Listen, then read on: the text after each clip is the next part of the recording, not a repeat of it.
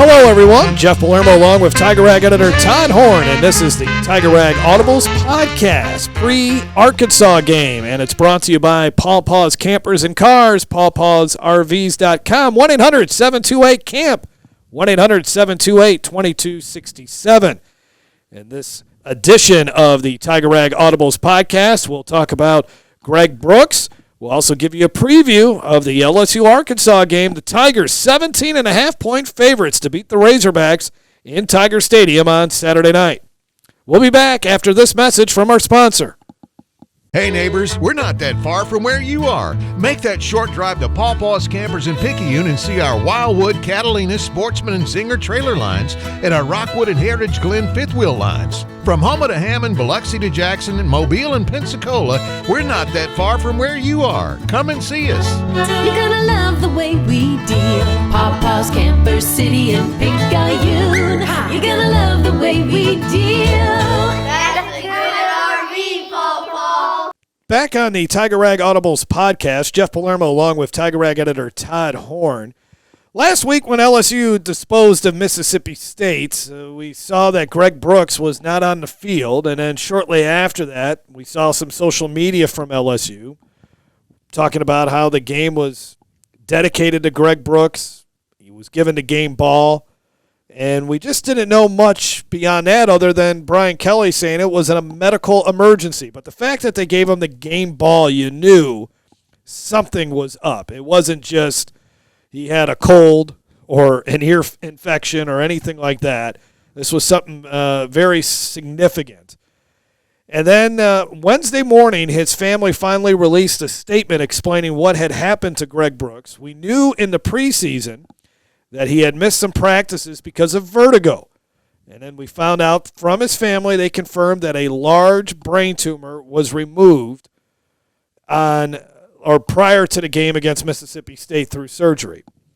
And then shortly after that, Brian Kelly appeared on the SEC Coaches Teleconference and was asked to provide a few more details. Yeah, it was, we were trying to find out what, the symptoms were, and he had another episode, he had dizziness again on Thursday actually, I think it would have been Wednesday of last week. Finally, we said that enough's enough, and we got an MRI, and that's when the tumor was located. So, the vertigo was just a symptom of what was obviously a larger issue. Of course. Do you anticipate him playing again this season? Yeah, that's so hard for me to even know, what there are so many unanswered questions. I don't even know that I could even begin to give you the medical pieces relative to the surgery to even give you an educated answer to that. I saw him in the hospital on Sunday. He's still coming out of heavy sedation, so we weren't able to have a lucid conversation. But I know before he went in, he was pretty clear about playing again this year. But that's Greg Brooks. So there's Coach Brian Kelly telling you about the seriousness of Greg Brooks and the medical situation that he's in at the moment. Since then, we have learned that he's been able to stand with some assistance. So that is a first step in the recovery. But it's truly an amazing story, Todd, that this guy was able to play football with a large tumor in his brain. Well, Jeff, as you mentioned, that is amazing. But he had episodes, as you said, of vertigo. I don't know if you've ever had vertigo, but I have. And it is a completely earth-shattering thing, vertigo itself, okay? I mean, you lose all sense of everything. Sometimes it actually knocks you down. It almost feels like you're having some type of stroke or something. So I think the fact that he continued to have dizziness even after they thought the heat-related vertigo is what they called it at the time during fall camp actually helps him in this situation because it helped them to discover that he had a brain tumor. And, the fact that he's a healthy guy, other than that, I'm not a doctor by any stretch, but I do, he's a great kid. And I do know that statistically, from a little bit of research and conversations that I've had, that 71% of all brain tumors are benign. So right now, we're in that process of waiting to find out whether it was malignant or benign. And I would say the chances are at least 71%, if not greater, that it was benign. And I certainly hope so and pray for that for the No doubt about it. It's such an invasive surgery, too, that you hope that that at the minimum that he can live a normal life. Because there could be other situations, whether, again, this is not a medical podcast, but sometimes with these situations, people lose a part of their hearing, part of this, and that. Some things never come back the way they were before. So you're hoping at least for that. And then, whether he can ever play football again, that is just it's so way down the road that it's so hard to even comprehend at the moment. And realistically, in all realism possible, it is the least of anybody's concerns right now. Yeah. It's be healthy. Hopefully it's non-malignant. Prayfully it's non-malignant. And then you can recover in rehab moving forward. Whether or not he plays football again may be important to him. Yeah. But it shouldn't be something that we're worried about right now. And I think that's just my personal opinion. Now, in the TigerRag magazine preview issue, there was a profile of Greg Brooks. You had an opportunity to get to know him a little bit over the summer, and we've just heard, really, since this has come out, just a lot of great stories about the guy.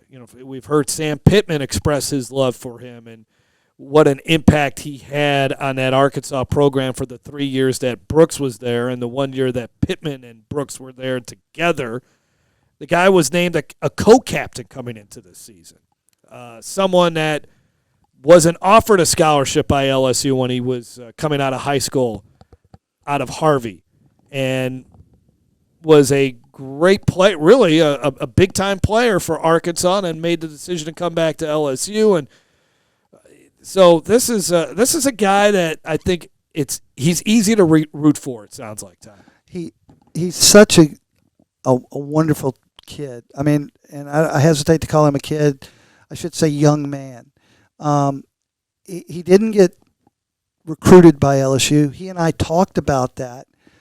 He said it was great that he got to spend time in Arkansas. He was very grateful for his time in Arkansas. He was equally grateful to be able to return to Louisiana and represent his home state and do it as well as he did. I think that's really important to point out that Greg Brooks was the unabashed leader of that defensive secondary. He was named a team captain. He was the leader of that secondary, much like a quarterback is the leader of the offense. A safety, especially a free safety, is a leader of the defense. They understand what's going on. They make the calls. He was doing that.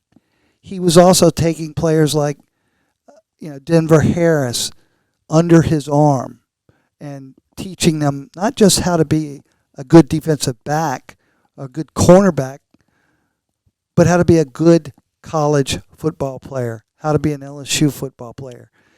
Greg Brooks is, and this is somewhat ironic, I think, his number one quality was his football IQ. Okay, he understands every single thing that's going out there, what every single player's doing on every single call.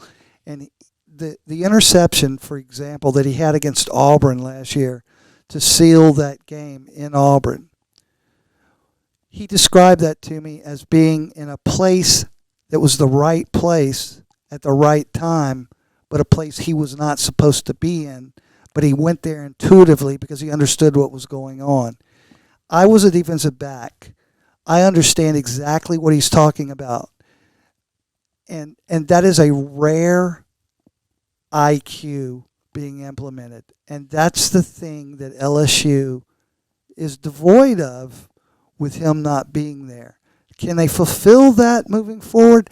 That's highly unlikely that there's going to be a player of that IQ, high football IQ and aptitude that can fill in those leadership qualities.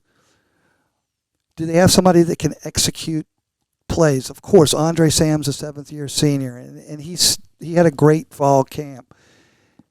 He's the guy who was replacing Greg Brooks in the rotations during fall camp when he was out experiencing vertigo at the time. LSU has the ability to fill in the gaps, but they can never replace the character that Greg Brooks brought to that team. You just simply can't do that. It's a big loss for the defensive secondary because it now appears at this point that he's not at least coming back this season. So unless there's some sort of miracle. So in the Mississippi State game, there was so much pressure on Will Rogers, and I just think LSU played at such a high level, you never saw the impact. But now let's see what Andre Sam and the rest of the defensive secondary can do without him. Yeah, and we would be remiss if we didn't point out that in addition to Andre Sam, LSU is going to have to rely on Sage Ryan, and they're going to have to rely on freshman Ryan Yates. Yes, and that's who played significant snaps. Both of those players, of course, against Mississippi State. They're going to have to do that for the rest of the year. All right, so that turns our attention now here to the next game for the LSU Tigers. Big favorites in this game, 17.5 points. And I think the biggest question coming into this game, Todd, is can they have that same competitive edge that was lacking against Florida State, but they brought to Starkville? Can they bring it again Saturday night against the Hogs? That is the big question. You're looking for identity. You're looking for consistency. They sort of established, not sort of, they did establish an identity both offensively and defensively at Mississippi State. I think even though Arkansas lost to BYU, barely beat Kent State, and wasn't that impressive with their first game, which I can never remember. I have a mental block. Western Carolina. Western Carolina. How do you forget about Western Carolina? How do you not forget about Western Carolina? And that's my excuse. But anyway, those are not, BYU's not even that good. Yeah, and of course you had conversations with different people who report on Arkansas football. That's their beat, and they kind of made some lame excuses about. No, I shouldn't say lame. Made some excuses about how Arkansas lost that game and BYU didn't necessarily win it. But at the end of the day, Arkansas is not the team at this point that I think they expected themselves to be. I think the biggest problem is KJ Jefferson, who did not play last year when LSU won 13-10 at Arkansas, is having trouble adapting to some of the new players, transfers, etc. Those things have a way of coming into focus when you get to about the fourth or fifth game of the year. They just sort of evolve. You start to establish that chemistry. I'm not saying they're going to do that this game. It's going to be hard with the competition being what it is from LSU. And I think that's why it's a good opportunity for LSU to continue to establish that identity. I thought Kelly's comments were huge about the defense because Arkansas has both a new defensive coordinator this season and a new offensive coordinator. Most people tend to describe last season's LSU-Arkansas game as a defensive struggle, and I think Kelly kind of scoffs at that in this clip we're about to hear. It's a totally different defense. I think it was an offensive struggle last year, not a defensive struggle. No, I know what you're saying, and I'm not saying anything about your question. I'm looking at it from a different perspective. Again, I think the defensive structure was a little bit different last year. Matter of fact, a lot different last year. We didn't handle the structure very well last year. I think our quarterback has shown that he recognizes those types of structures based upon how he did against Mississippi State, which had a similar structure, and he struggled in both of those games. I think we saw what he did against Mississippi State. So, again, our expectations are that with the quarterback and his recognition of what defenses can do, that he's going to find the right solution to what we need to do offensively. So last year's game was a brutal game to watch. That was a very tough game to. It was horrible. It was a cold day. Harold Perkins bailed him out basically. I was going to say, thank God for Harold Perkins. Jaden Daniels was supposedly sick. Again, this was the game right after the huge win against Alabama. And this was the game that wrapped up the SEC West for LSU. Yes. Right? And I think I'll always remember it for my favorite quote. I think this was the game, I hope I'm right, where they asked Kelly afterwards, what do you think about Harold Perkins? He says, I think I'm glad he's on our team. So he had a huge game. No, as you mentioned, no KJ Jefferson in that contest. So for LSU, defensively, can they put up another similar performance like what we saw last year? Well, Kelly seems to think so. He thinks that they're making the right progress. Admittedly, he says he made some mistakes and some assumptions about the team's ability to perform and execute details, talking about the Florida State game. Yeah. But apparently he's got more confidence in them executing those details now.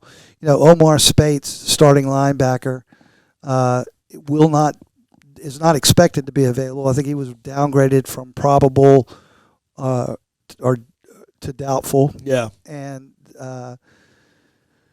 that you would think normally that's a big thing, and I'm sure it is. But Whit Weeks, the freshman, started in his place against Mississippi State and led all tacklers. Yeah, he had 8 tackles in that game, and I think the reason why that Brian Kelly is confident his defense can handle this Arkansas team is because they now have more options. You have the Whit Weeks of the world. You got Harold Perkins in the right area. You feel comfortable with Greg Penn. Mason Smith, he talked about the rust is almost off. Get ready. Here we go. We're going to start to see Mason Smith be more of an impact. You mentioned Ryan Yates. Yes, they're missing Greg Brooks, but I think they have a bet. Denver Harris is now looks like he has solidified himself as the starting cornerback. So I think they have a lot more answers. They have a lot more options going up against this Arkansas team, and that's what I think Coach Brian Kelly alludes to in this next clip. Yeah, I would look towards a lot of new players that played in the first game, similar to the year before, and we saw steady improvement in our defense. I think you're going to see the same thing, is that as these guys continue to evolve in their roles and get more comfortable with the structure, the defense is a little bit different than what we ran last year relative to, what we're doing. And the roles are starting to become much more consistent. So, I think we've identified the things that we need to improve on. And when you have that kind of focus going into practice each week, it really allows you to sharpen the edge, if you will, relative to what you need to do defensively. That again was Coach Brian Kelly. Before we get out of here, we want to once again thank our sponsor, Paw Paw's Campers and Cars. PawPawsRVs.com at 1-800-728-CAMP, 1-800-728-2267. People come from everywhere to Paw Paw's Campers and Cars. Only Paw Paw's Campers and Shit is Paw Paw's Campers and Cars of people. And we're going to let it go for I forgot. Take the whole family over to Picayune. We got something for you. All right. What else we going to say? PawPawsNicePrice.com. That's probably all we need to say. A lot of campers will be on the campus of LSU Saturday for a Saturday night SEC game at 6 o'clock. Todd, what is your prediction in this one? Boy, you just cut right to it, huh? Yes. I'm going to predict LSU 41, Wow. Arkansas 14. Wow. Wait, was that the score last week?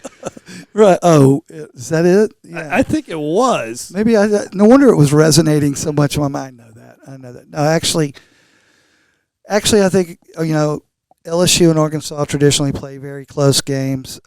Different time of the year now, though. It is a different time of the year, and I do believe that LSU is a little bit more further along, and I give credit to the offense, although Kelly seems very confident in the defense.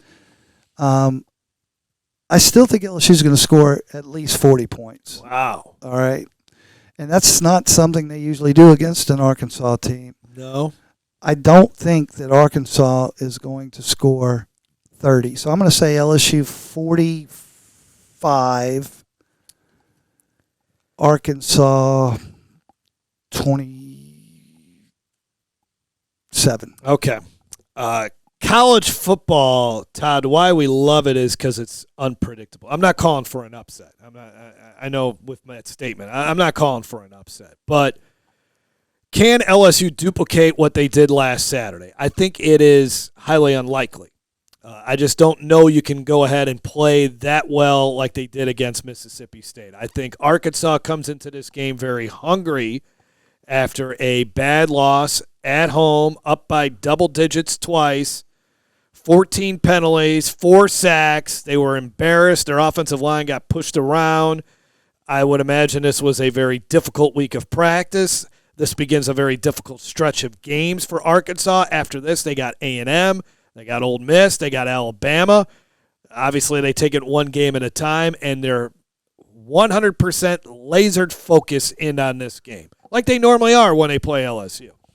I think so. I've struggled on whether LSU covers in this game, but I think they will. I think they get a touchdown maybe late in the game, but I think Arkansas gives them a much, much more, even though the spread is, LSU is only favored by 8, I think, against Mississippi State. Even though the spread is wider, I think Arkansas plays harder and better, and they give LSU fits. I'll say that. They'll give them fits, and I like LSU to win. I might even almost go to my, well, let's see. I'm going to go, I'll go 35. I'll go 35.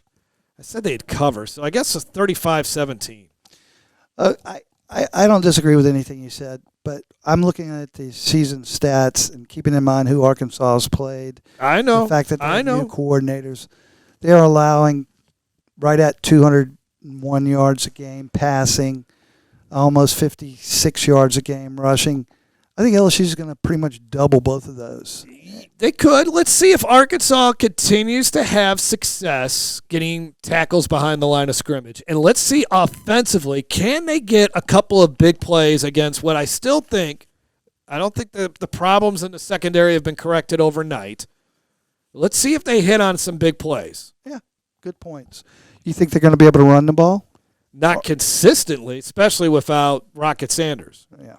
This game, I think that's a big. I think there's 2 reasons why. Well, there's 3 reasons why the spread is the way it is. 4. I keep at them. LSU's at home.